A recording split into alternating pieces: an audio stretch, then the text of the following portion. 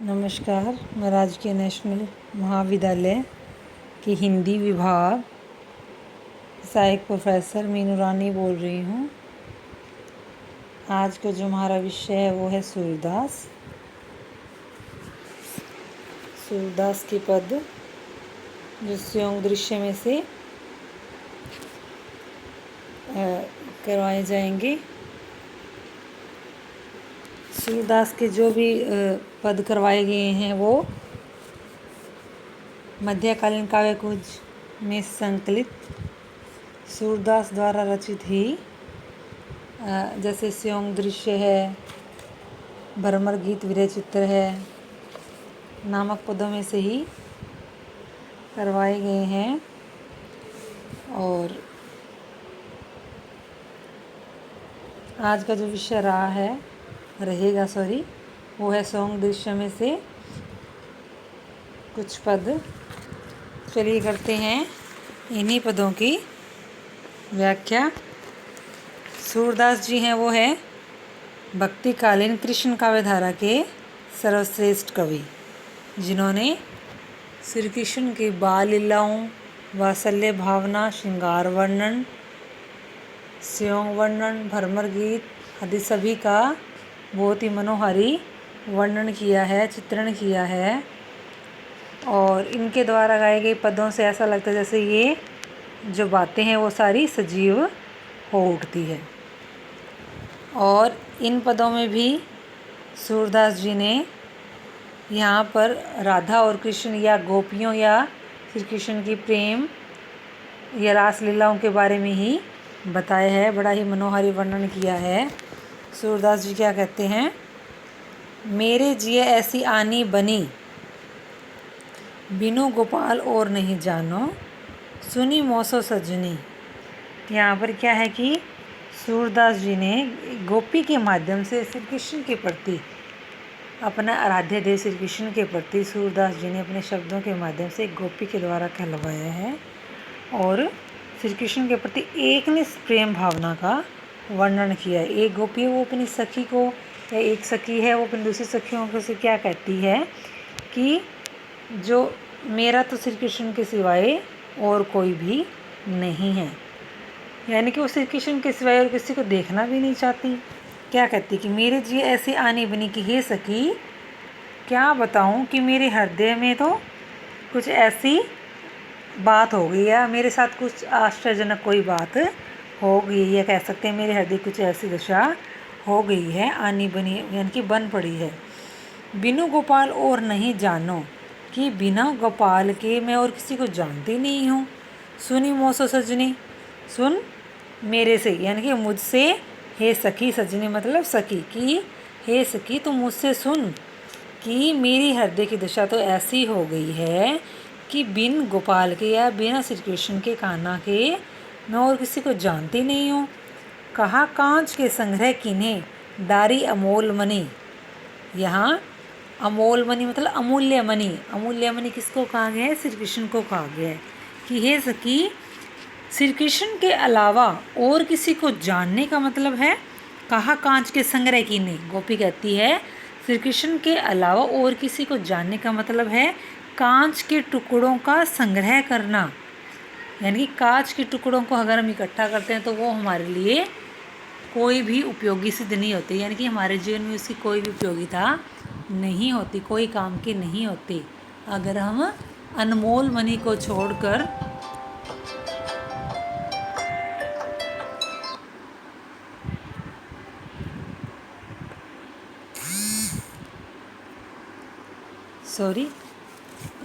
तो गोपी क्या कहती है कि मैं कांच के टुकड़ों को इकट्ठा क्यों करूं, कांच के टुकड़ों का संग्रह क्यों करूं, जब मुझे अनमोल मणि मिल चुकी है। भी अनमोल मणि को छोड़कर मैं कांच के टुकड़ों को इकट्ठा करना बिल्कुल भी सही नहीं, उचित नहीं समझती। विष सुमेरु कुछ काज न आवे, अमृत एक कनी। कि जिस प्रकार विष का पहाड़, विष जहर, सुमेरु पर्वत, कछु काज न आवे कोई भी काम नहीं आता, कि पहाड़ विष का चाहे कितना ही बड़ा हो तो वो हमारे जीवन में काम कभी नहीं आता। अमृत एक कनी, और उसके बदले में, उस विष के जहर के बदले में, पहाड़ के बदले में विष की एक बूंद ही हमारे जीवन में उपयोगी सिद्ध होती है। मन बच करम मोही और न भावे, मेरे श्याम धने। फिर गोपी क्या कहती है कि मुझे तो मन से, वचन से, कर्म से सिर्फ श्री कृष्ण का कान्हा ही भाता है और कोई भी नहीं भाता। यानी कि भाना अच्छा नहीं लगना, यानी कि मुझे और कोई भी अच्छा नहीं लगता। मेरे श्याम धनी, मेरे तो श्याम क्या है, जो मेरे धनी है या मेरे प्रीतम है या पति हैं, जो कौन है, मैं तो सिर्फ श्री कृष्ण और कान्हा को ही मानती हूँ। इसके अलावा मुझे कोई भी अच्छा नहीं लगता, इसलिए मैं मन से, वचन से, कर्म से उन्हीं को सब कुछ अपना मानती हूँ और कोई मुझे अच्छा नहीं लगता।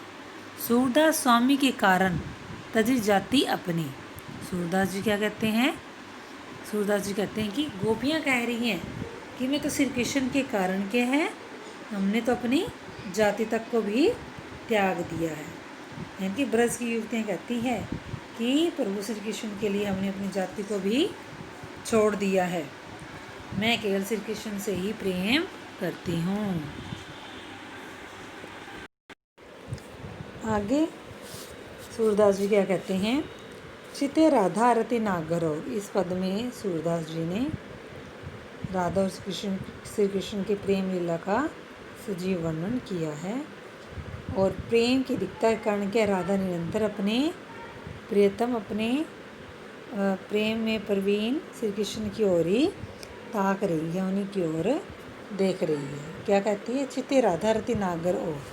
चिते मतलब देखना, चित से, मन से, राधा, रति नागर श्री कृष्ण की जो राधा है वो क्या है, निरंतर लगातार मन से मतलब दिल से, हृदय से क्या है, अपने श्री कृष्ण की ओर ही, कान्हा की ओर ही ताक रही है, उन्हीं की ओर देखती जा रही है। नैन बदन छवियों उपचती, मनुशसी अनुराग चकोर। उपस्थिति का मतलब होता है वृद्धि या एक प्रकार से बढ़ते जाना, इकट्ठा करना। मनो मानो शशि चंद्रमा के लिए कहा गया अनुराग प्रेम। नैन, नैन मतलब नेत्र। तो सूरदास जी कहते हैं कि राधा जो श्री कृष्ण के नेत्रों को, उनके बदन या मुख को, उनके बदन को, शरीर को और छवि को, उनकी छवि को, सुंदरता की छवि को यूँ ही मतलब एक प्रकार से इकट्ठा कर रही है। यानी कि राधा एकटक ऐसे देख रही है, सूरदास जी कहते हैं मानो ऐसा लगता है जैसे वो उनको नैनों की सुंदरता को, उनकी शारीरिक सौंदर्य को वो क्या है, संचो रही है, यानी कि संचय कर रही है, संजो रही है अपने हृदय में उनकी सुंदरता को। यानी कि वो नेत्रों की और मुख की सुंदरता को प्रेम सहित अपने हृदय में संजो रही है, वृद्धि कर रही है, इकट्ठा कर रही है। मानो जैसे उस प्रकार से एकटक देख रही है, जैसे चकोर पक्षी है वो चंद्रमा को निहारता रहता है, वैसे ही। सारस रस अंचवन को मानो फिरत मधुप जुग जोड़। और मधुप क्या, भंवरे की, भंवरा का जोड़ा ऐसा लग रहा है, उन दोनों को देखकर ऐसा लग रहा है जैसे भंवरे के जोड़े हों। और क्या है, सारस रस, कोई सारस रस है, उनकी रस का वो पान कर रहे हो। यानी कि कोई भी कह सकते हैं कि पुष्प का वो क्या है, फूलों के रसों का पान कर रहे हो, खुश हो रहे हो। पान करत कहूँ तृप्ति न मानत, पलकनी देत अकोर। फिर क्या है, और उनको देखकर जैसे जो राधा है श्री कृष्ण के सौंदर्य का पान करके क्या, यानी कि उनके सौंदर्य को निहार कर क्या है, वो एक प्रकार से तृप्त नहीं हो रही है, और बार बार क्या है, पलकों की ओट दे देकर वो क्या है, उनको बार बार निहार रही है। यानी कि कहने का अभिप्राय ही है सूरदास जी का कि जो श्री कृष्ण की छवि है वो इतनी सुंदर है कि राधा उनको एकटक देखती ही जा रही है, कभी भंवरे की भांति, कभी चकोर की भांति, वैसे ही, और उनको निहार रही है बार बार। और उनकी जो हृदय की तृप्ति है वो कम नहीं हो रही है, उनकी प्यास कम नहीं हो रही है।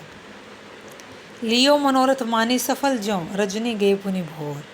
और उनकी मनोकामना उस प्रकार से पूर्ण हो रही है जिस प्रकार क्या है, रात बीत जाने पर सवेरा होता है, वैसे उनकी मनोकामनाएं पूरी होती जा रही है।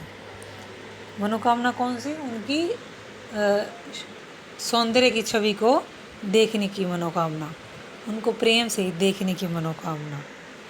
तो ये जो शब्द हैं ये क्या हैं, सूरदास जी ने राधा के माध्यम से कहलवाए, कह सकते हैं कि राधा की ओर से कहे हैं। सूर परस्पर प्रीति निरंतर, दंपति हैं चित चोर। और सूरदास जी क्या कहते हैं कि जो दोनों हैं, राधा और श्री कृष्ण क्या है, एक दूसरे को क्या है, निरंतर निहार ही रहे हैं। निरंतर उनका प्रेम है जो बढ़ता ही जा रहा है, दंपति की तरह। यहाँ सूरदास जी ने दोनों को पति पत्नी के रूप में माना है और कहा है कि वो एक दूसरे को जैसे चित चोर, एक दूसरे का मन वो हार रहे हैं, एक दूसरे का जो मन है वो चुरा रहे हैं। इसमें पहले पद में और दूसरे पद में दोनों में क्या है, अनेक अलंकारों का भी स्वाभाविक प्रयोग किया गया है। जो पहला पद था उसमें क्या था, उसमें सूरदास जी ने ब्रज की युवतियों के माध्यम से श्री कृष्ण के प्रति एक निष्ठ प्रेम भावना का वर्णन किया है। और इसमें भी अनेक जैसे अलंकारों का प्रयोग किया है। और दोनों ही पदों में क्या है,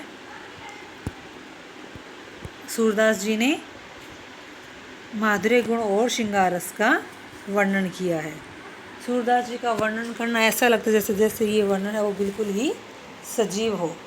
दोनों का एक प्रकार से राधा और श्री कृष्ण के प्रति प्रेम भावना हो या गोपियों श्री कृष्ण के प्रति प्रेम भावना का ऐसे जैसे सजीव वर्णन किया गया हो। इसमें इस पद में कवि ने सूरदास जी ने राधा कृष्ण की प्रेम लीला का वर्णन किया है। इसमें भी अनेक अलंकारों का प्रयोग किया गया है। सूरदास जी ने जो अपनी रचनाएं लिखी उनमें उन्होंने ब्रज भाषा का सफल प्रयोग किया है। और संपूर्ण पदों में क्या एक प्रकार की गेयता एवं संगीतात्मकता का सुंदर निर्वाह किया गया है। आज तक जो है हमारा जो विषय रहा है वो सूरदास जी के पद ही रहे थे और हमने क्या है इनके प्रस्तुत पदों की व्याख्या की, इनके प्रसंग समेत व्याख्या की। और आज तक जो हमारे ये सूरदास जी का जो पाठ्यक्रम था जो पद का वो क्या है पूर्ण हो चुका है। और आगे के लिए हम एक नए विषय को सूरदास जी के में से कुछ प्रश्न वगैरह करेंगे, नए विषय को लेकर आएंगे। तब तक के लिए धन्यवाद, नमस्कार।